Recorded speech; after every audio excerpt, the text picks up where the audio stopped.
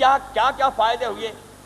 پہلا فائدہ جو اس میں ہوا وہ یہ ہوا، ان شرائط کے بنا پر تمام قبائل عرب پر قریش کا کردار نمایاں ہو گیا، کیونکہ رسول عمرہ کرنے گئے تھے، عمرہ کرنے سے روکا گیا، لہذا تمام قبیلے جن میں یہ اپنی مظلومی کا ڈھڈورا پیٹتے تھے اور لوگوں کو اپنا ہمنوا بناتے تھے، ان کے سامنے ان کے چہرے بے نقاب ہو گئے، انہی کا ظلم ثابت ہو گیا۔ اب کوئی قبیلہ ان کی حمایت کے لیے تیار نہیں ہوتا، اس لیے کہ جو عمرہ کرنے سے روک دے اس کا کردار کیا ہے۔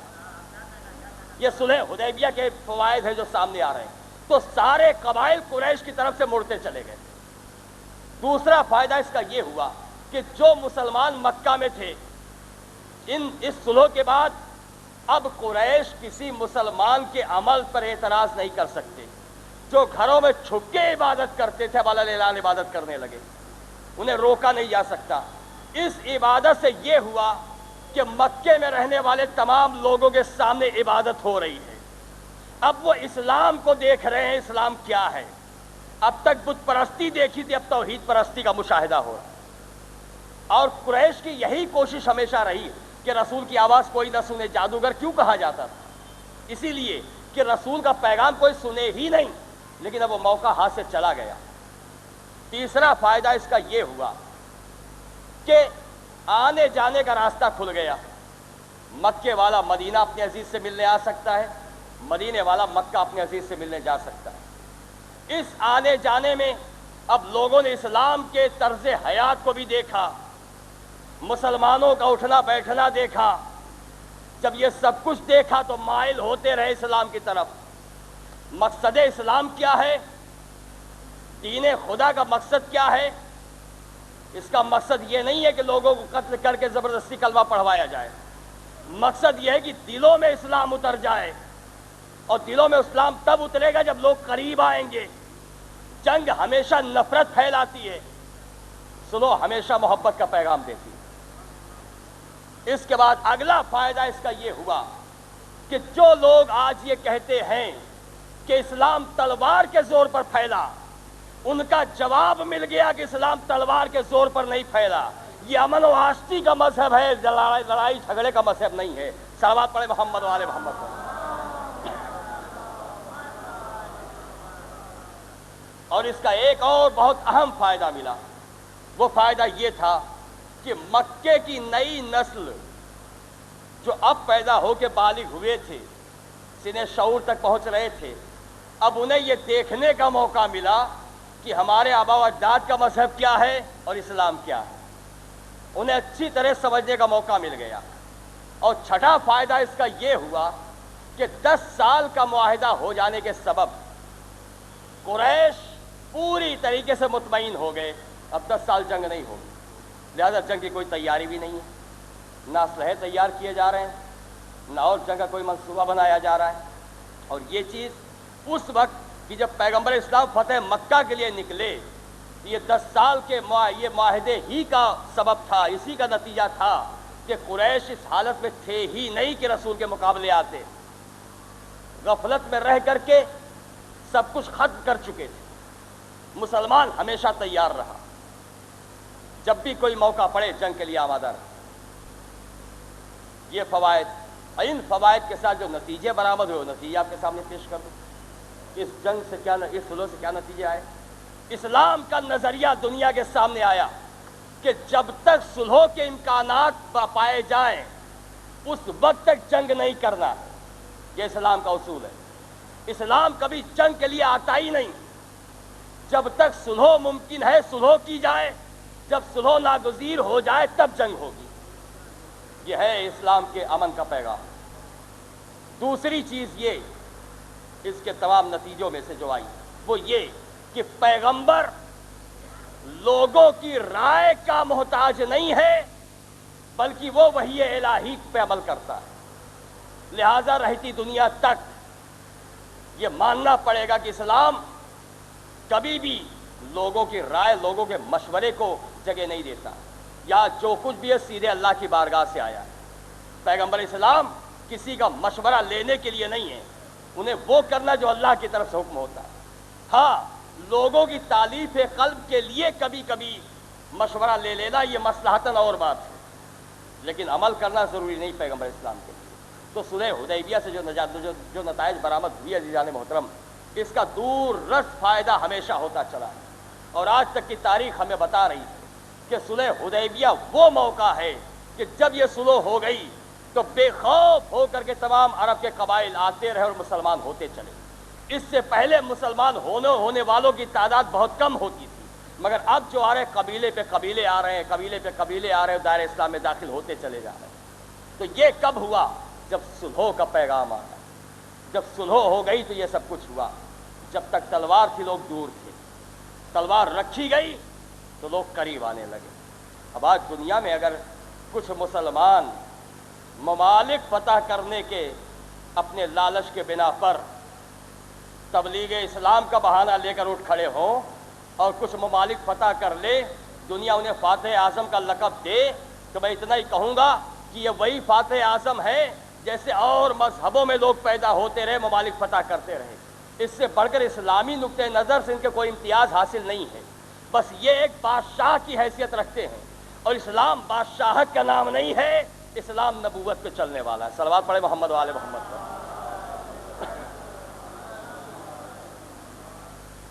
और जो यहाँ से ज़रा सा आगे की मंजिल पे चलते हुए गुफ्तगू करूँगा, इसलिए कि आज शब विलादत है, और उस इमाम की शब विलादत है जिसने अपने नाना की सीरत पे अमल किया।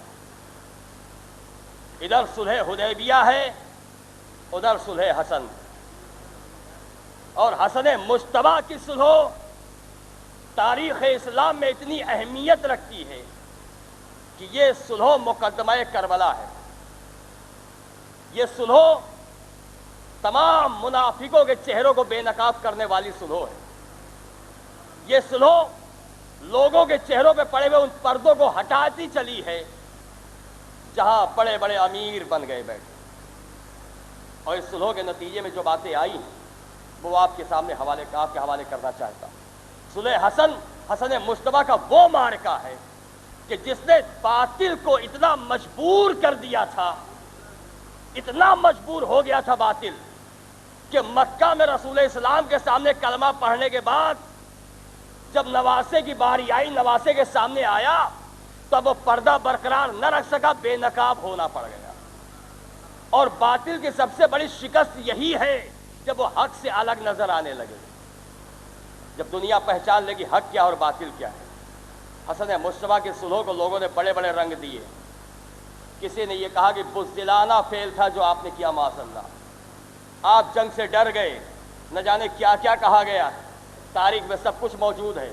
लेकिन जिन हालात में मेरे इमाम ने सुलह की है, आप उन हालात का जायज़ा लीजिए और उसके बाद गौर कीजिए कि हसन मुश्तबा के लिए सुलह से बेहतर कोई रास्ता नहीं था कि जिस मंजिल पर मेरे इमाम ने सुलह की। वो मकाम ये है कि अब मौलाए कायनात की पूरी तारीख आपके सामने है, मगर मुख्तसरन मैं चंद बातें अर्ज करना चाहता हूँ जो इससे मरबूत हैं। वो ये है कि अव्वल तो ये कि मौलाए कायनात खलीफा बरहक सबकी निगाह में कम से कम 5 साल, जब तीसरे खलीफा के बाद आपकी बैत हो गई तो सबने माना कि अब ये खलीफे बरहक हैं। खलीफे बरहक से जो जंग करने आए, दुनिया का कोई भी मुसलमान हो उसे बागी ही मानेगा, कुछ और नहीं मानेगा। ये और बात है कि लोगों ने हमदर्दी में खताए इज्तिहादी का पर्दा डालने की कोशिश की, लेकिन खताए इज्तिहादी का पर्दा कितना चाक हुआ है आप इसका अंदाजा कीजिए। चुनांचे उम्मुल मोमिनीन के बारे में खताए इज्तिहादी का पर्दा डाला गया। अगर ये खताए इज्तिहादी तो कितनी देर तक होती है, कितनी मंजिलों पे एक मरहला आया, खता हो गई, ठीक है खताए इज्तिहादी मान लीजिए भाई, लेकिन हर मंजिल पे खता क्या मतलब है। मक्का से जब उम्मुल मोमिनीन चली हैं, रसूल की जितनी बीवियां थी सबने समझाया और हदीसें याद दिलाई, मगर बीबी नहीं मानी। और तारीख में यह है कि उम्मुल मोमिनीन जनाब हफ्सा आमादा हो गई जाने के लिए, तो उनके भाई जनाब अब्दुल्लाह इब्ने उमर ने आके रोका, तुम कहाँ जा रही हो, ये जहाँ जा रही इनको जाने दो। गोया इतना तो पता चला कि अब्दुल्लाह इब्ने उमर की निगाह में इनका अक़दाम गलत था। अब ये चली, اگر یہاں خطا اجتہادی تھی تو ہوا کے کتوں نے بھونک کے بتایا بی بی ہوشیار ہو جاؤ، غلطی کر رہی ہو. یہاں سے بھی گزر کے آ گئی، جنگ کیا، جنگ کرنے کے بعد بھی ابھی بھی آمادہ ہیں، تیور بدلے ہوئے. مولا نے فرمایا مدینہ جاؤ، نہیں جاؤں گی. ابن عباس صاحب پیغام لے کہا نہیں جاؤں گی. آخرکار امام حسن کو بھیجا مولا نے، اور جو بھیجا تو کچھ اور کہہ کے بھیجا. آپ سنا کرتے ہیں، مجلس و بسے کی اشارہ کر کے گزرنا چاہتا ہوں. جائیے، کہا نہیں جاؤں گی. کہا میرے بابا نے ایک بات اور کہی ہے. کہا کیا؟ کہا وہ حق استعمال کریں گے جو رسول اللہ دے کے گئے ہیں. وہ حق کیا تھا؟ رسول نے اپنی حیات میں حق دیا تھا، یا علی تمہیں حق ہے میری جس بیوی کو چاہو طلاق دے سکتے. اللہ نے ظرف علی کہ اتنا سب کچھ بیوی نے کیا، میرا مولا اگر چاہتا تو مدینہ میں بیٹھ کے 2 لفظ جاری کر دیتا، ہیا تعلقون، تو ساری عظمت چلی جاتی، سارا لشکر چھوڑ کے چلا جاتا. لیکن نہیں. اور اس کے بعد جب یہ سنا چلا کہا جاتی ہوں، تیار ہو گئی، چلی مدینہ آئی. مدینہ آنے کے بعد دستور کے مطابق عورتیں ملاقات کرنے آئی. ظرف علی کیا ہے ذرا اندازہ کیجیے. آئی ملاقات کرنے کے لیے، رو رہی ہے بیوی. بیوی کیوں رو رہی ہو؟ کہ علی نے میرے حق کی رعایت نہیں کی، علی نے میرا خیال نہیں رکھا. کیا کیا؟ نامحرموں کے ساتھ مجھے بھیج دیا. اب تک جو پہلو میں سب کھڑے تھے، امامہ اتارا ایک ایک نے. کہا بی بی دیکھیے ہم عورتیں ہیں، مرد نہیں ہیں، ہمیں مرد کا لباس پہنا کر بھیجا گیا. جملہ سنیے، ان عورتوں نے جو آئی تھی بصرہ سے، ان کے ساتھ 70 عورتیں مولا نے کی تھی. 70 عورتیں ساتھ ساتھ آئی تھی، سب نے امامے اتارے. کا بی بی دیکھو ہم عورتیں ہیں، مرد نہیں ہیں. اس کے بعد سوال کرتی پلٹ کر کے، بی بی جب ہزاروں کے مجمع میں گئیں تب حرمت کا خیال نہیں آیا؟ اور حرمت خیال آئے تو ہمارے درمیان صلوات پڑھے محمد و آل محمد.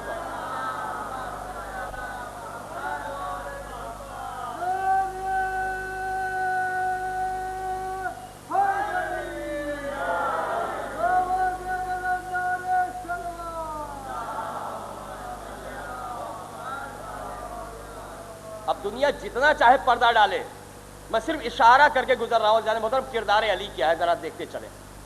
اس کے بعد جنگ صفین ہوئی. جنگ صفین کئی مہینوں تک چلی. درمیان میں وہ حرام مہینے آ گئے جن میں جنگ نہیں ہونا ہے. ان حرام مہینوں میں جن میں جنگ منع ہے، نہیں کی جا سکتی، دونوں لشکر آمنے سامنے ہیں.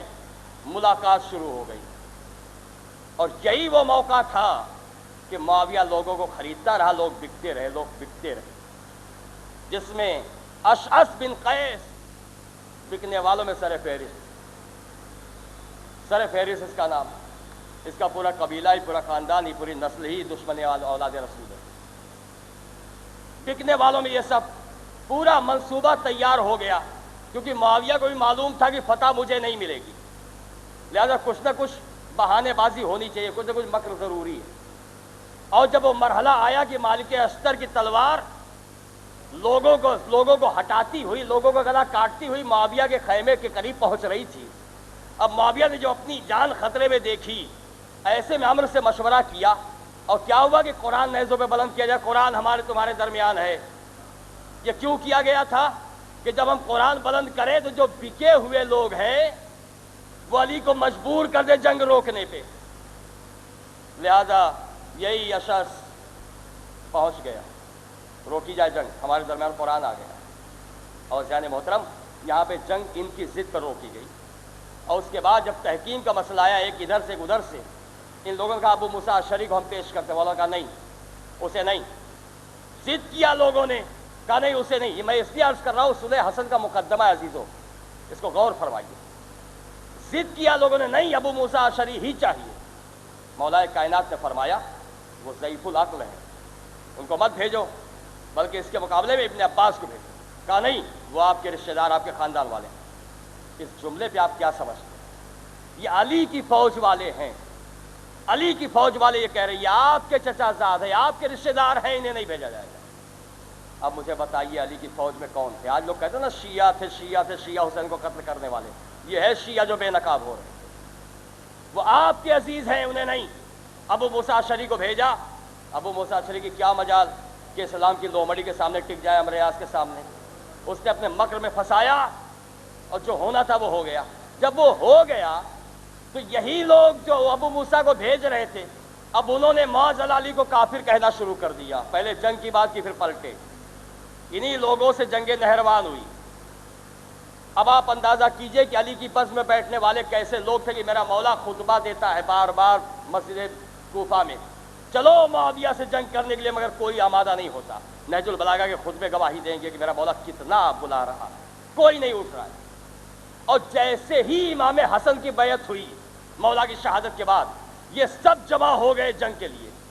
تاریخ ہے کہ 40,000 نے امام حسن کے ہاتھ میں بیعت کی۔ جب مولا کہہ رہے تھے جنگ کے لیے چلو، کوئی نہیں اٹھ رہا تھا۔ اب امام حسن کے ہاتھ میں بیعت کیوں کی گئی؟ بیعت اس لیے کی گئی تھی عزیزان محترم، یہ امامت کی معرفت نہیں رکھتے، انہیں صرف حکومت کی بات چاہیے، بس کچھ نہیں چاہیے۔ انہوں نے سوچا علی پہ زور چلا نہیں، حسن ہمارے درمیان ہے، اگر ہم پہلے بیعت کر لیں گے اپنی بات بنواتے رہیں گے، لہٰذا آئے سب نے بیعت کی۔ حسن مشتبہ کی بیعت کرنے والوں میں پورا طبقہ خارجیوں کا ہے، وہ خارجی جو معاویہ سے جنگ کرنا چاہتا ہے۔ دوسرا طبقہ ایسے لوگوں کا ہے جو مولا کے مخلص ہیں، شیعہ ہیں۔ تیسرا طبقہ ان قبائل کے سرداروں کا ہے کہ جو چاہتے ہمیں کوئی نمایاں مقام مل جائے۔ چوتھا طبقہ ان لوگوں کا جو مال غنیمت چاہتے تھے۔ یہ 4 طبقے کے لوگ مولا کے گرد جمع ہوئے، اور ادھر معاویہ 60,000 کا لشکر لیے ہوئے بغداد کے قریب مقام مسکن تک آ چکا۔ امام حسن کو جب پتا چلا تو امام لشکر لے کے مقام سابات تک آئے۔ وہاں پہنچنے کے بعد مولا نے قیس بن سعد کے حوالے 12,000 کا لشکر کر کے آگے بڑھایا۔ یہ 12,000 کا لشکر لے کر کے آگے بڑھے اور جا کر کے ایک مقام پہ ٹھہرے۔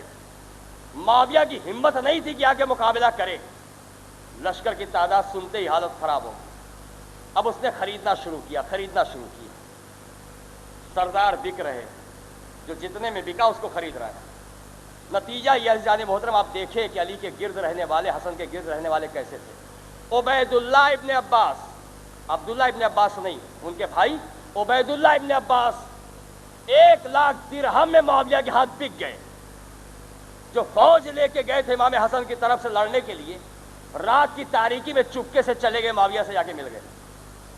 آپ اندازہ کیجئے حسن مجتبیٰ کے قریب کیسے لوگ تھے۔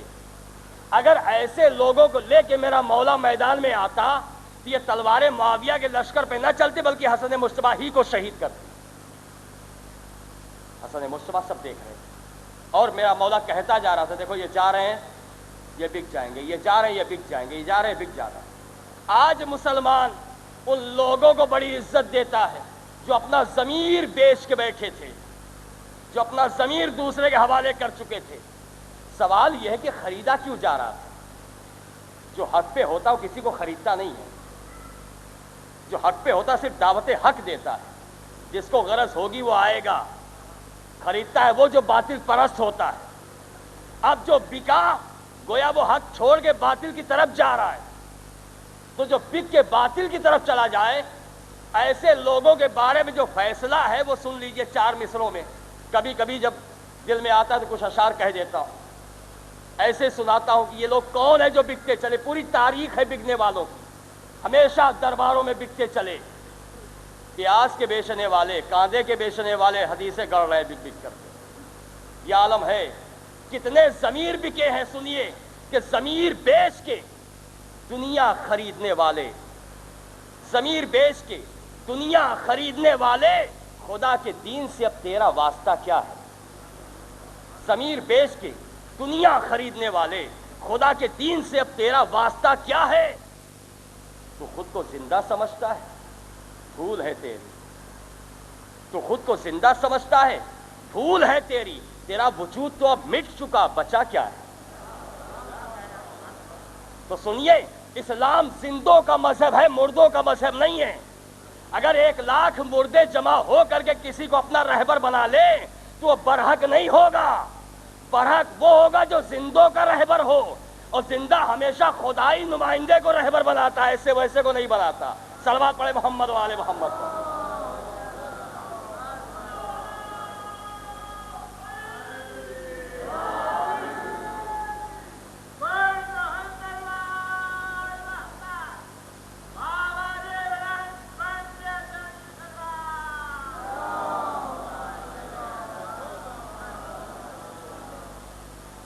دوسرا کام معاویہ نے یہ کیا کہ جو وفادار تھے اپنے جاسوسوں کو بھیجا کہ قیس بن سعد کے لشکر میں یہ پروپیگنڈا کیا گیا کہ حسن نے صلح کر لی، اور جو لشکر امام کے پاس تھا اس کے وہاں یہ پروپیگنڈا کیا کہ قیس نے صلح کر لی، ان سے مل گئے، دونوں ایک دوسرے سے بدگمان ہو گئے۔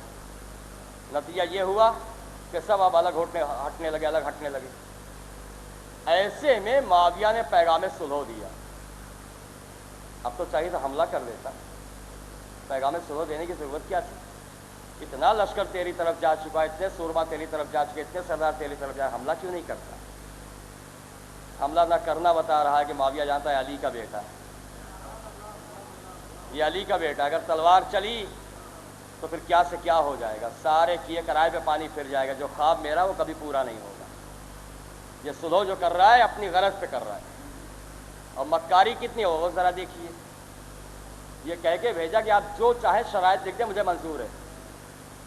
گویا صلح حدیبیہ کا انتقام تھا جو آج قدرت لے رہی تھی، وہاں مکے والوں کی شرائط رسول نے منظور کی تھی، آج ابو سفیان کا بیٹا بھیج رہا ہے جو چاہیں آپ شرائط لکھ دیں ہم منظور کرتے ہیں، لیکن وہاں ان کی شرائط جاہلانہ تھی جو انہی کے حق میں نقصان دہ ثابت ہوئی۔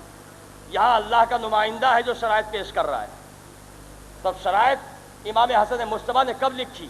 خط پانے کے بعد خطبہ ارشاد فرمایا اور اس کے صلح کے پیغام کو پہنچایا، بتایا دیکھو اسے صلح کا پیغام دیا، تم کیا چاہتے ہو؟ سارا مجمع کہہ رہا ہے کہ ہم صلح چاہتے ہیں، صلح چاہتے ہیں، صلح چاہتے ہیں۔ اب تو حسن مجتبیٰ پر کوئی الزام نہیں ڈالا جا سکتا، سارا مجمع کہہ رہا ہم صلح چاہتے ہیں۔ پھر میرے امام نے صلح نامہ تیار کیا، شرائط لکھے، جس میں پہلی شرط یہ تھی کہ معاویہ کتاب خدا اور سنت رسول پہ عمل کرے گا۔ گویا پہلا یہ اعلان ہو گیا کہ اب تک نہیں تھا،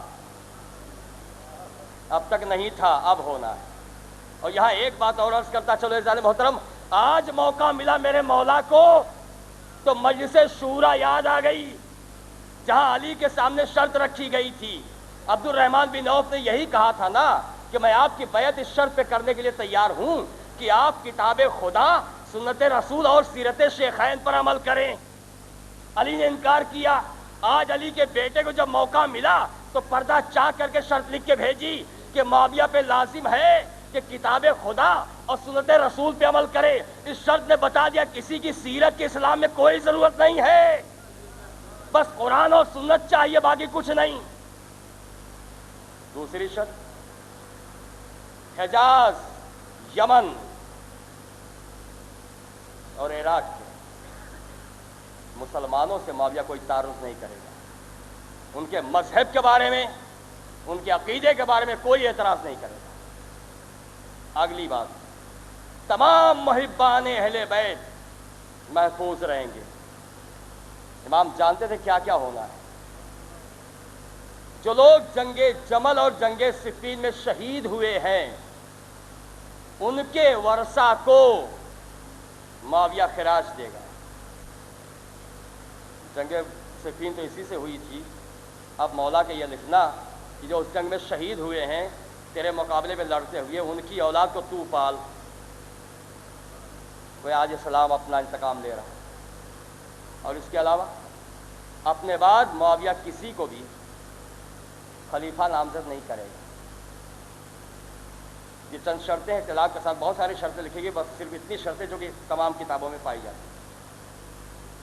اپنے بعد معاویہ کسی کو خلیفہ نامزد نہیں کرے گا۔ دوسری ایک چیز اور ہے، اب یہاں اس نقطے کی طرف آپ کو متوجہ کروں۔ معاویہ نے جو پیغام صلح دیا، اس کے بعد اس کی بیعت ہوئی، صلح کے بعد بیعت عامہ ہوئی، سب نے بیعت کی۔ تب یہ بتائیے کہ معاویہ کی بیعت جو ہوئی اور معاویہ خلیفۃ المسلمین مانا گیا، لوگوں نے اسے خلیفہ تسلیم کیا، اسے خلیفہ بنانے میں سب سے بڑی رکاوٹ کیا تھی؟ امام حسن مجتبیٰ علیہ السلام دیوار تھے، اور امام سے صلح کرنے کے بعد جانتا اگر جنگ کروں گا تو کبھی خلیفہ نہیں بن سکتا۔ صلح کرنے کا مطلب یہ ہوگا اگر یہ بیٹھ گئے تو میری خلافت رہے گی، میں خلیفہ بن جاؤں گا، اور اس کا مقصد یہی تھا، اس نے یہی چاہا۔ تو مجھے اتنا تو کہنا پڑتا ہے یہاں پر کہ حسن مجتبیٰ نے اتنا مجبور کر دیا تھا किसे कोई सकीफा नहीं मिला, आखिर हसन ही के कदम पे आगे मांगना पड़ा भीख कि मुझे खलीफा बना दो। सलवात पढ़े मोहम्मद वाले मोहम्मद को।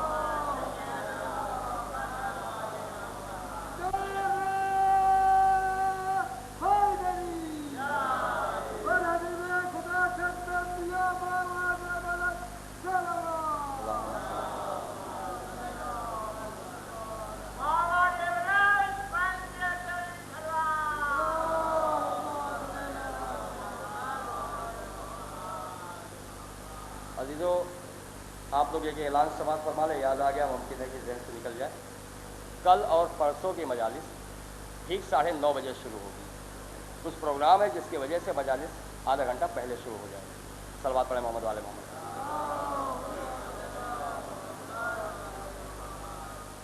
और ये शर्त कि अपने बाद किसी को खलीफा नामजद नहीं करेगा, अपनी जगह किसी और को नहीं लाएगा।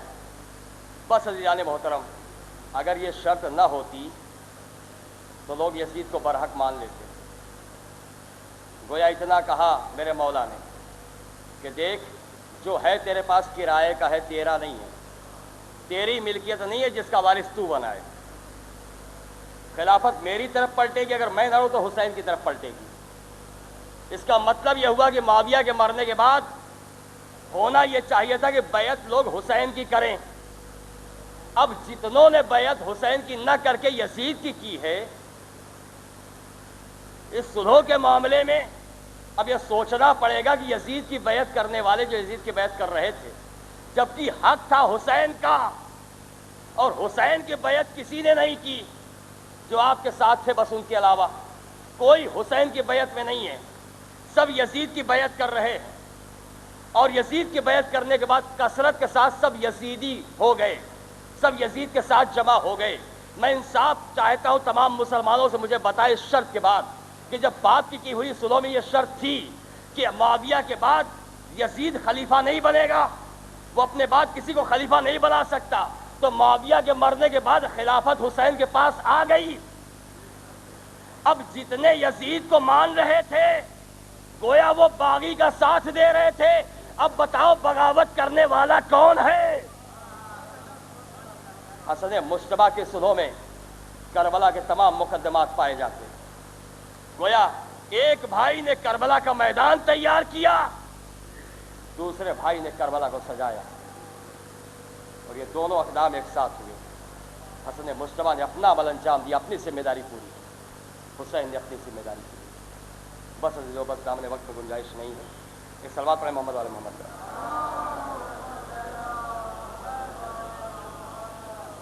लेकिन यहाँ शब विलादत है, लिहाजा चंद एक वाक़यात आपकी खिदमत में अर्ज़ कर दूँ अपने मौला के हवाले से। दुनिया देखे इक़्तिदार इमाम हसन क्या है, इख्तियार इमाम हसन क्या है। मेरा मौला मिंबर पे खुतबा पढ़ रहा है, शाम वाले भी आते जाते रहते थे, एक शामी भी बैठा हुआ था। मौला ने फरमाया कि तुम लोग क्या मुझे मजबूर समझते? अगर हम अपना इख्तियार इस्तेमाल करना चाहें तो मुआविया या मुआविया का बेटा कोई कितनी देर के लिए, अगर मैं चाहूं तो इराक को शाम बना दूं, शाम को इराक बना दूं। यह हसन मुश्तबा का जुमला। अगला जुमला फरमाते हैं, अगर मैं चाहूं तो मर्द को औरत बना दूं, औरत को मर्द बना दूं। सब सुन रहे थे मगर शामी की शामत आ गई। सब तो सुन रहे थे मगर शामी की शामत आ गई, सवार हो गई सर पे। ये कैसे मुमकिन है कि आप मर्द को औरत बना दें? अल्लाह रे इक़्तिदार इमाम, साहिब कुन फयकून है मेरा मौला। न दुआ के लिए हाथ उठाया, न कोई वक्फा, न कोई मौका, कुछ नहीं। जैसे इसने कहा यह कैसे हो सकता है कि आप मर्द को औरत बना दें, इमाम ने फरमाया शर्म नहीं आती मर्दों के बीच में आके बैठी है?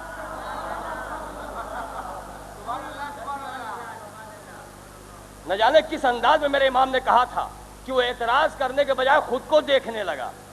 अब जो देखा तो अपने आप को औरत पाया, चौंक के खड़ा हुआ। सारे मजमे ने देखा, भरे मजमे में औरत नजर आ रहा है। इमाम ने फरमाया सुन, जा घर, तेरी बीवी मर्द बन चुकी है, तू औरत है, तेरी बीवी मर्द बन चुकी है, और इसी हालत में तू हामिला होगा। تجھ سے ایک بچہ پیدا ہوگا جو مخنث ہوگا، نامرد ہوگا، بھاگ کر کے گھر آیا، وہی ساری باتیں جو امام نے کہا تھا سب ہوا، ویسے ہی بچہ پیدا ہوا، شاید یہ اسی کی اولاد ہے۔ صلوات پڑھے محمد و آل محمد۔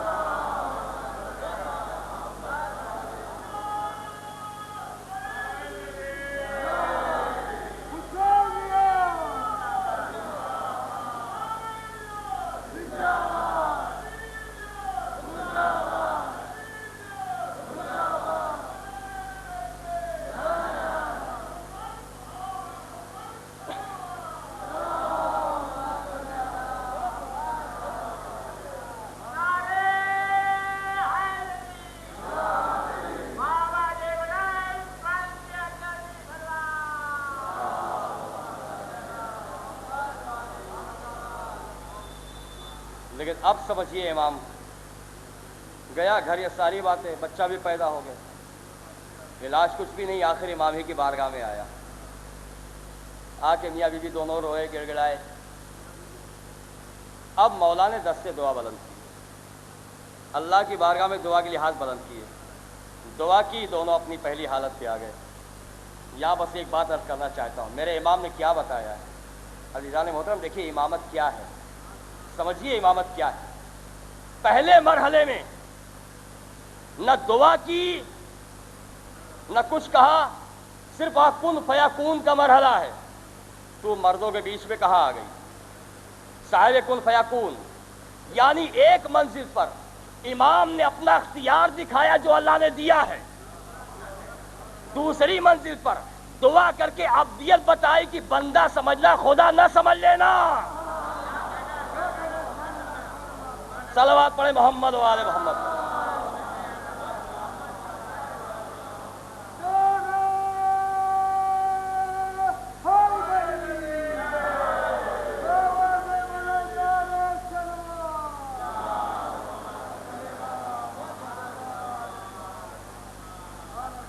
بندہ سمجھنا، خدا نہ سمجھ لینا، جو کچھ ہے اس کا دیا ہوا ہے، اس نے اختیار عطا کیا ہے، سب کچھ مظاہرہ کرتا ہوں۔ یہ مظاہرہ جو ہے ہو رہا ہے، یہ حسن کا نہیں ہے، حسن کے پروردگار کا، سمجھو یہ اختیار اس کا ہے، یہ اقتدار اس کا ہے، اور ہم اس لیے مظاہرہ کر رہے ہیں کہ ہم اس کے ہیں،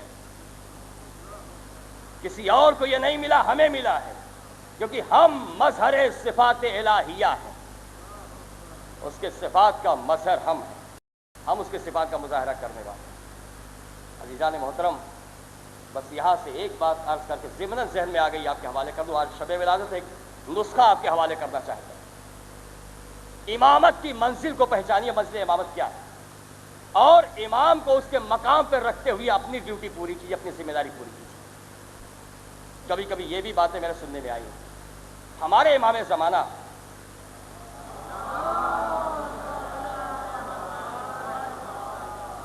کے سلسلے میں ہماری ذمہ داریاں کیا ہے، ہمیں اسے پورا کرنا ہے، ہماری ڈیوٹی کیا ہے، امام نے کیا بتایا۔ یاد رکھیں، ہم اپنے امام کی بیعت میں ہیں، بیعت کریں گے نہیں، بیعت میں ہیں۔ جب مولا ظہور فرمائیں گے تجدید بیعت کریں گے ہم، ایسا نہیں کہ آج بیعت سے باہر ہیں۔ کب سے ہیں؟ جب سے پیدا ہوئے تب سے، جب سے پیدا ہوئے تب سے اپنے امام کی بیعت میں ہیں۔ اور یاد رکھیے کہ جب امام کی بیعت میں ہم ہیں، اس کا مطلب ایک ہمارا امام ہے۔ دوسری چیز یہ ہے کہ جو موجود ہو، جس کے ہونے کا یقین ہو، اسے گم نہیں سمجھا جا سکتا، اسے کھویا ہوا نہیں سمجھا جا سکتا۔ اگر کوئی یہ کہے کہ امام گم ہو گئے ہیں، معاذ اللہ کھو گئے، چلو ڈھونڈا جائے، تو ان کا امام گم ہوتا ہے جن کا ایمان نہیں ہوتا۔ ہمارا امام ہمارے دلوں کی گہرائیوں میں موجود ہے۔ جب ہم اپنے امام کو آواز دیتے اس یقین کے ساتھ کہ سن رہا ہے ہمارا امام، تو جو اتنا قریب ہو وہ گم نہیں ہوتا۔ ہمیں امام کو تلاش نہیں کرنا ہے، بلکہ جو امام نے ہمارے اوپر ذمہ داری عائد کی، ہمیں وہ کرنا۔ کیا؟ انتظار کرو، تلاش نہیں کرنا ہے۔ انتظار اسی لیے کرنا، وہ ہے حکم انتظار، اسی لیے ہے کہ وہ آئے گا، تو انتظار کرو۔ اب انتظار کے لیے ایسے نہیں بیٹھ کے انتظار کرو، نہیں، عہد پورا کرو۔ وہ کیا عہد ہے؟ وہ عہد، یہ دیکھیں بیعت کا مطلب کیا ہوتا ہے. ہم نے بیعت کی، اس کا مطلب ہماری جان ہمارا مال سب ہمارا نہیں، امام کا ہو گیا. ہماری جان کا مالک امام، ہمارے اموال کا مالک امام. اب عہد کی پابندی یہ ہے، انتظار کی شان یہ ہے کہ جو کچھ اپنے پاس ہے سب امام کی امانت سمجھو، اس کی رضا پر خرچ کرو. ہمیشہ اس کی رضا چاہیے. جان بچاؤ اس کی رضا پر، جان قربان کرو اس کی رضا پر. اپنی خواہش کے لیے نہ جان کو بچانا ہے اور نہ اپنی خواہش کے لیے جان کو دینا ہے. اموال خرچ کرو اس کی رضا پر، اس کی خوشنودی پر، اور مال بچاؤ اس کی رضا پر. یہ ہے عہد، اس کی پابندی کرتے رہو. اور وہ تب آئے گا جب حکم امام ہو، حکم خدا ہوگا. تلاش کرنے کی بات نہیں. ہمارا امام کہاں کھو گیا کہ ہم اسے تلاش کریں؟ کیا ہمارے دل میں ہمارا امام نہیں ہے؟ یہ جو ہم عریضہ بھیجتے کہ ہمارے امام کو پتہ ہمارے پاس نہیں ہے، کیا ایمان اتنا کمزور ہو گیا ہے؟ یہ ہمارا امام اتنے قریب ہے کہ وہ تو یہ کہہ رہا ہے کہ جو کچھ تم کر رہے ہو ہم سب دیکھ رہے ہیں، ہم تم سے غافل نہیں ہیں، ہم قریب ہیں تمہارے. اور سنیے حدیث رسول فرماتے ہیں کہ جب تلوار تمہارے گلے پہ آ جائے تو اپنے زمانے کے امام کو پکارو. کتنا قریب امام ہے سمجھیے حدیث رسول سے. جب تلوار گلے پہ آ جائے تو اپنے امام کو پکارو، وہ بچائے گا. یعنی وار ہوا، تلوار کے گلے پہ آنے میں کتنی دیر اور گلا کٹنے میں کتنی دیر ہے؟ تلوار کا وار ہوا، گلے پہ آ کے تلوار گلا کاٹ دے گی. اب رسول کہہ رہے تلوار گلے پہ آئے امام کو پکارو جو اتنا قریب ہے کہ لمحے میں تمہیں بچا لے. اسے تلاش کرنے کی ضرورت کیا ہے؟ صلوات پڑھے محمد و آل محمد.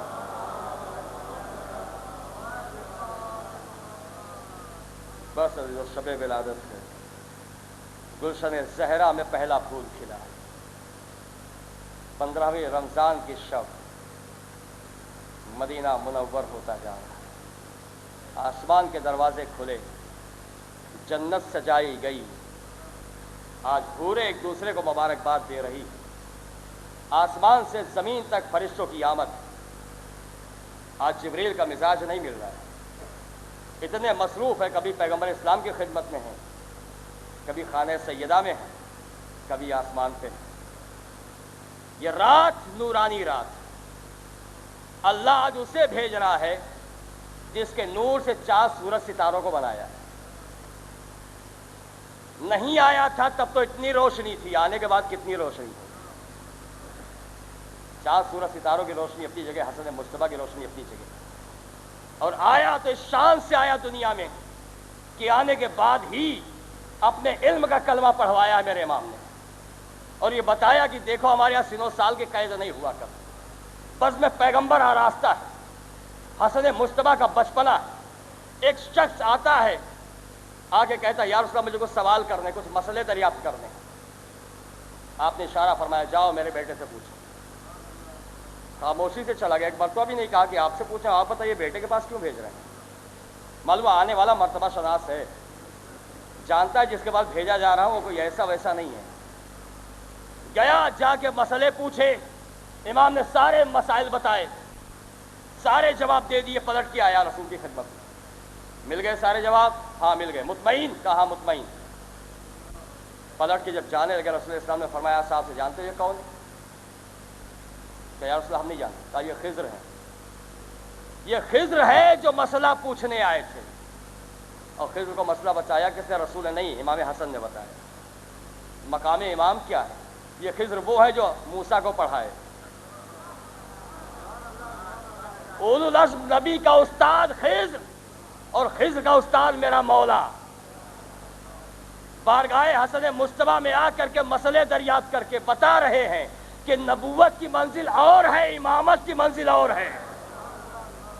دوسری چیز یہ کہ جب بچپنے میں یہ عالم ہے کہ شرعی مسائل کے جواب خضر کو دیے جا سکتے ہیں تو اس کا نانا بڑھاپے میں ہذیان میں کیسے مبتلا ہو جائے گا؟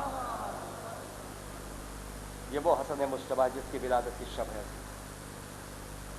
آئیے اس بارگاہ میں دعا کریں. آج کی رات اسی کو وسیلہ بنا کر کے، جس کے آنے سے یہ رات نورانی ہے، جس کے آنے سے ماہ رمضان میں اور 4 چاند لگے۔ خدایا یہ تمام مومنین آج اس بارگاہ میں جمع ہیں، سب سے پہلے ہم مبارکباد پیش کرتے ہیں اپنے تمام ائمہ کی خدمت میں، بالخصوص امام زمانہ علیہ السلام کی خدمت میں، اور اس کے بعد اب ہمیں دعا کرتے ہیں پروردگارہ تجھے حسن مجتبیٰ کا واسطہ ہے، محمد والے محمد علیہ السلام کا واسطہ ہے، پروردگارہ یہاں جتنے لوگ بیٹھے ہوئے ہیں ان کی جو بھی تمنا ہے، جو بھی آرزو ہے، جو بھی حاجت اسے پورا کر دے۔ خدایا تمام مومن و مومنات جو یہاں آباد ہیں ان کی تمام قلیل عبادت کثیر عبادت کو قبول فرما۔ معبود ہم سے عبادت میں جو بھی کمی ہو گئی ہو اسے دور فرما۔ خدایا ہمارے ناقص اعمال کو قبول فرما دے۔ پروردگارہ ہمیں محمد والے محمد کے نقش قدم پر چلنے کی توفیق عنایت فرما۔ جو اس دنیا سے رخصت ہو چکے ہمارے بزرگان ان سب کو جبار رحمت میں جگہ عنایت فرما۔ اگر ان پر ان کے اعمال کی بنا پہ کوئی سختی ہو تو آج کے شب کے صدقے میں محمد والے محمد کے صدقے میں اسے دور فرما دے۔ خدایا ہم آتے مومنین و مومنات کی مغفرت فرما۔ بہرحال تمام مومن و مومنات جہاں جہاں آباد ان سب کی جان و مال و عزت و آبرو کی حفاظت فرما۔ جو لوگ بیمار ہیں ان سب کو شفائے کامل واجل عطا فرما۔ جو لوگ مقروض ان کے قرض کو ادا فرما۔ جو پریشان حال ان کی پریشانیوں کو دور فرما۔ جو بے روزگار ہیں ان سب کو بسر روزگار کر۔ ربنا تقبل منا انک انت السمیع العلیم ان اللہ و ملائکتہ یصلون علی النبی یا ایھا الذین آمنوا صلوا علیہ وسلموا تسلیما۔